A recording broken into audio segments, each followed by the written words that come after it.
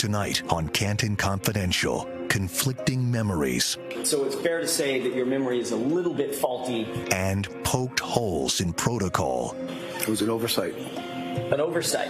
Yes, sir. The Karen Reed defense team striking quickly as the prosecution looks to lay out a cold-blooded crime. We found no breathing, no pulse. I hit him.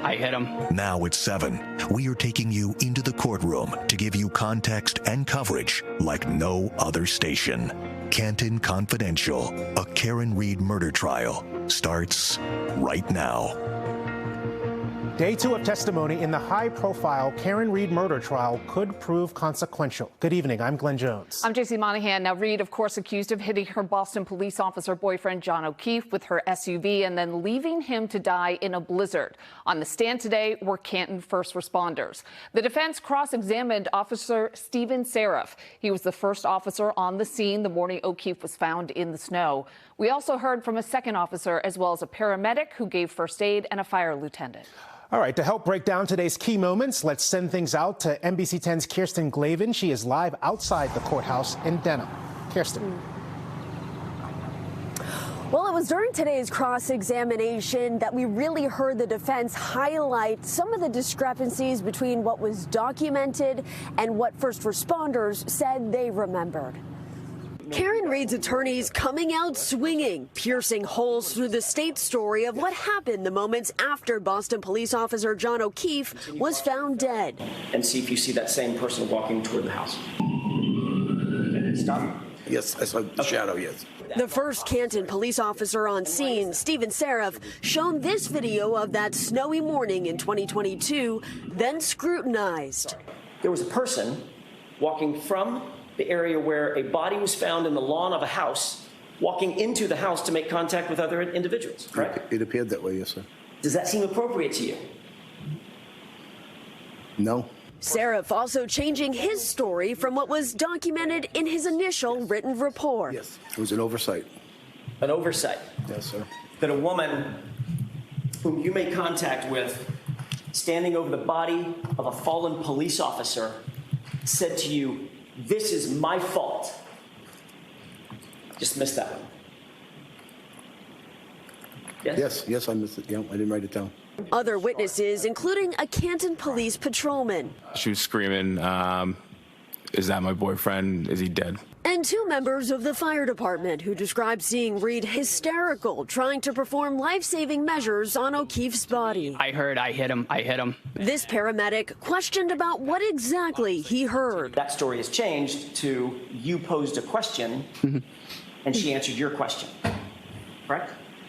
Correct. So which is it? Leaving court on Tuesday, we asked Karen Reed about that alleged confession. Karen, did you ever say I hit him? I did not. We're not concerned about any of the witnesses. None of the Commonwealth's witnesses are concerning us. Reed's father acknowledging the strain on their family. It's hell. I never thought we'd be in this position. Adding he's confident in Reed's attorneys. Knowing what we know and the truth before us, but we'll play it out. Now looking ahead, there is no court tomorrow, but this trial is set to resume for a half day on Thursday. Kirsten Glavin, thank you. We want to bring in now our first guest, Todd McGee, a retired Massachusetts State Police trooper who specializes in security analysis. And we want to get into this testimony today. Before this trial began, you told me you had some concerns about the policing in this case. It seems like on cross, that's exactly what the defense went after with Officer Stephen Seraph on the stand. Everybody wants to know, us included, why he wouldn't go inside that home on the night that the body was discovered. Of course, John O'Keefe's body found outside the home of Brian Albert, another Boston police officer, and yet the investigators never went inside. Let's listen to that moment of the testimony. Do you think that would have been appropriate protocol when dealing with a body laying on a lawn that is partially unclothed to look inside the house of the lawn? No. You didn't think that would have been an appropriate protocol? No. For you or anybody else? No. Okay, we have to admit, we're not law enforcement, but it does seem reasonable that you would go inside the home of the place where this happened. As a law enforcement investigator, the first thing you're looking for are facts. Facts lead to evidence.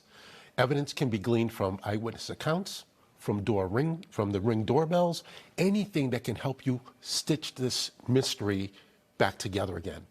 And the fact that the investigation wasn't thorough provides a big wrinkle in the prosecution's case. But when he says no, that I wouldn't expect anybody to Not have even done knock that. on the door. Right. Does that ring true for you? It does not. It does not ring true, because if I can find one person to help me spell out this story, to help bring some clarification, anything.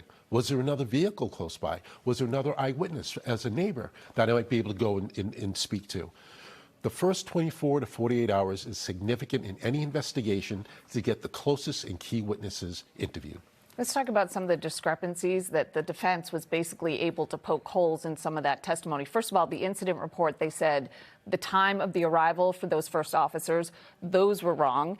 They mentioned that the defense highlighted what was not in the report as well when police arrived, which was what Karen Reed was or was not saying. Matter of fact, we have a little clip from that. You want to just play that?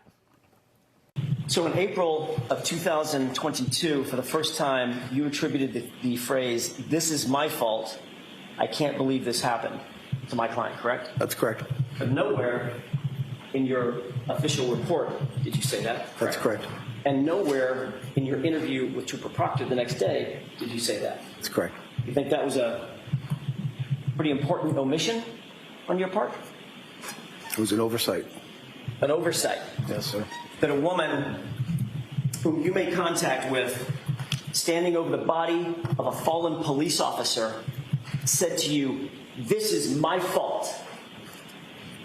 Just missed that one. Yes, I missed it. I didn't write it down. You know what was written down? The wrong address of where they showed up. That was another thing that they pointed out. I'm not even going to tee this up. Just So missteps happen, which is the reason why you go into the residence, which is why you knock on doors. This is why you find other people that can help tell the story or help lead you to the next witness to help bring some clarity to this. As far as the time goes, the time reporting and documenting starts once you get the call, let alone on scene. When were you assigned the case? Who's on duty that day to receive the case, to respond to the at the time they didn't know if it was a murder or if it was just a body in the snow. Right. They didn't know it was a Boston police officer initially. So all that information had to be put together. It had to be researched and investigated. But how do the words "I hit him" not get into an initial report? I think wasn't that the point? Like, how do you forget that? Yep. And that's the mystery here. We don't know what was going on in that investigator's day. Was he overwhelmed with additional cases? Was he coming from another scene? Maybe he was overworked. Could be a lot of factors for that. So again, mistakes happen, oversights happen, but that's why you have the additional pieces of information to help fill in the gaps. We're still early in this trial. At some point, we're going to see state police on the stand, and they're going to face some challenging questions. We know that based on what we heard in the opening statements from the defense. Should those officers be challenged, particularly Michael Proctor, and if they are challenged, is it appropriate to do so? It is appropriate. You're talking about someone's life that's on the line. This is a criminal trial. Karen Reed has been alleged to have killed a Boston police officer, her boyfriend, but nonetheless, Boston police officer. So a high-profile case is the defense is going to peel back every layer they possibly can in order. All they need, the burden of proof is on the prosecution. Right. So they only need one juror, that could declare either a mistrial or an acquittal. A mistrial, we'll have to go through all this again. But if it's enough to create that doubt, that defense has done their job. Yeah. Todd McGee, I imagine we're going to see you a lot over the next 6 to 8 weeks. Yeah, we appreciate your insight. Thank you. When we come back, we bring in a criminal defense lawyer to help us understand why the prosecution and defense seem to be operating at two different speeds. For now, here's a live look at the Norfolk County Superior Courthouse in Denham. Canton Confidential continues after this.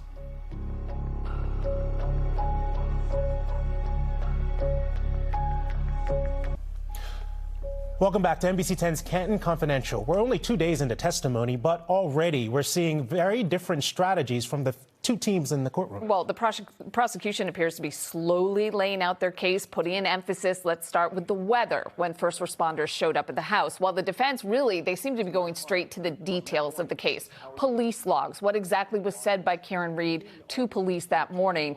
So we want to break down these strategies. Joining us now is Morgita Darissier, an attorney with Bay State Law Group who specializes in criminal defense. Thank you so much for being with us. We need this perspective. Morgita, we're going to get to you in a moment, but we want you to help us figure out both sides and how effective they've been so far in this case. Let's take the second officer's testimony today. The prosecution asked him if anyone at the home or in the neighborhood came out when first responders were on the scene that morning.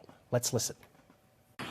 Now, as far as the residence in 34 Fairview Road, did you see anybody go in or come out of that residence during the time that you were on scene?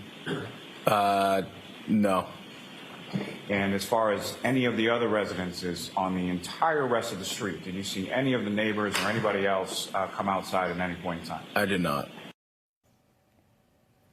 Okay, it was early Saturday. It was dark. The prosecution seemed to effectively explain why perhaps the Elberts did not come outside. On the flip side, watch what the defense does on the cross of that same officer. One question, if I might. Okay. Recross. Sure. And I don't mean to be a wise guy, sir, but did any of the other neighbors on the entire street have the body of a dead police officer on their front lawn? Objection, Your Honor. All right, so that's sustained. All right. You are. Morgita, talk to us about the strategy. I mean, from outsiders, it just seems very slow on the prosecution side, and on the defense side, they really seem to be just really honing in on what I would think the jurors would think are important facts. Absolutely. I really like what the defense is doing. They're coming in very strong. They're asking all the important questions, but that's their job, right? They're supposed to be creating this reasonable doubt, and they're doing exactly that. I think I agree. The prosecution is coming out a little slow. You know, they're very stagnant with their presentation of the case, and I wonder if that's part of their strategy, but really only time will tell. Right. In that last bit of testimony, we heard the prosecution object, but it was only after the witness already responded to the question. How does the jury evaluate that? Because I know they can't unhear it. Right. You know, that's the interesting thing about trying cases, right? You're supposed to protect what the jury hears, but sometimes they already hear it and they can't unhear it. So as a defense attorney or as the prosecutor, you have to anticipate what your witness is going to say and make the objections before that testimony comes out if you can. But sometimes you can't. Let's talk about the confidence that we saw earlier. We saw the defense attorney, Alan Jackson, walking out of court and said there aren't any witnesses from the prosecution side that makes him nervous. It's only day 2 of what's projected to be a 6 to 8 week trial. Is that fair to be that confident this early on? I mean, this is a murder case, right? You have to be very confident. You have to protect your client's innocence and their image as well. It's only been 2 days, but they've been doing a great job. I think there's a lot more evidence to come out, but they've been doing a really good job, so that confidence is warranted. You know what's interesting for laymen like me watching this case? I know that the prosecution is putting on its case right now, but so far, I feel like I'm watching the defense put on its case. How can that be? Yeah, you know, you have to be really careful about that as a defense attorney because the burden of proof is on the prosecution side.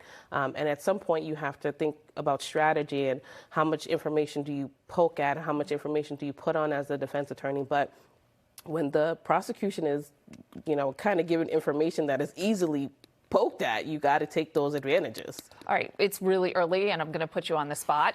But as a criminal defense attorney, would you put Karen Reed on the stand? Way too early to decide. There's so many factors that go into whether you put someone on the stand or not. I'm sure they've talked about it behind closed doors, but it's way too early to decide that, even if I had the case. You have to feel it in the moment, whether or not the jury needs to hear and see her? Yeah, and you also have to see, you know, again, it's the prosecution's burden, right? So have they even met that burden yet, right? And, you know, that's something that you can't really ascertain until they're done. We'll have you back in 3 weeks and ask the same question. Thank you very much. Thank you. When we come back, our trial analyst, Sue O'Connell, was in the courtroom, and we'll talk with her about it. There was this lighthearted moment, if you can imagine, in this situation that happened today. What it says about perhaps Karen Reed's attorney. We'll be right back. Karen Reed murder trial is getting a lot of attention, not just around here, but around the country. Only a few dozen people are allowed in the courtroom on any given day, and we're joined by one of them tonight, our very own courtroom insider, Sue O'Connell. It's good to have you back. Good to be here. Sue, you were in the courtroom when they were picking the jury pool. Right. But today, not only was today day 2 of testimony and you were in the courtroom, but it was also the first day where the defense was cross-examining any of the witnesses. So just, can you give us the inside dish? Like, what was it like in there? Well, it's very snug. I know it doesn't seem so snug when you're watching on TV or online because you're seeing just a shot, but I can count, I can almost touch everyone who's in the courtroom, and that kind of gives it a different feeling because you're all up on top of each other. And you can see that this has really happened with the jury now. They come in with their books, their notebooks, they're paying attention, they're looking back and forth as the questions go back and forth. So the intensity is there in this intimate, like little tiny snug room. So there's a lot going on and you can really feel it. Just to point that out, this is a different courtroom than when we started. Right. So on that point, sight lines were very much an issue in the other courtroom, even though it was larger. This one is much smaller. I imagine sight lines are no longer an issue. Not at all. I mean, I can tell what people have in their pockets and if someone's ordering lunch. I mean, there's no phones allowed in there. But I mean, yeah, there's no sight line problem. And I think it's also very interesting because that also means that the witnesses are very close to the jury and the families. There aren't a lot of people allowed in. There's no room for them. So the supporters of Karen Reed, the family of O'Keefe and supporters there are all very close together. That intimacy, then, that would be effective on the jury one way or another. I mean, if you're hearing John O'Keefe's family crying and literally could reach out and touch them, but at the same time, if you're testifying and I could basically sort of, that you feel that. You do, and you also, when you're listening to the dash cam footage, it's really loud, and it's really, really, touches you that this is happening, and it's a bit disturbing. I mean, these cases, murder cases, are serious, and when you see this kind of evidence, if you're a human being, it's disturbing, but to be in that small room and have it be so loud, that's also hard. Sue, let's pivot to one of the lighter moments during testimony today. A Canton paramedic was asked to describe the injuries he observed on John O'Keefe's body, and he spoke about scratches he saw on O'Keefe's arm. Let's listen. But the word that you used was scratches. Yes, there were like furrows down. Say that again? Furrows, if you will, for lack of a better term. I don't understand that word. So if you remove something, you create a furrow in the skin. Is that? Furrows. Yes, there you go. Sorry. Excuse my accent. No. I'm on your turf. Fair enough. It's my accent. Yeah, I mean, this is a serious business, right? This is John O'Keefe is dead. It's a tragedy. And so when you get this kind of one moment of levity around it, even though it's around a gruesome detail, and what, defense attorney Alan Jackson did, which was kind of brilliant, is... It was brilliant. He apologized. I'm on your turf. That definitely, I have no doubt, endeared him to the jury. And what's also funny is everybody in the courtroom knew what that witness was saying, except for Alan Jackson. So that was kind of the funny kind of group moment there as well. Our experts who were here before you are really sort of describing a scenario where the defense is landing the first punches. Is that the way you see it as well? Absolutely. I mean, if we can't, but if we could talk to the jurors, I think I would ask, what are the stories that you are hearing from the prosecution and from the defense? I would say the prosecution should be saying, Karen Reed was drunk, Karen Reed drove, John O'Keefe is dead, we think she did it.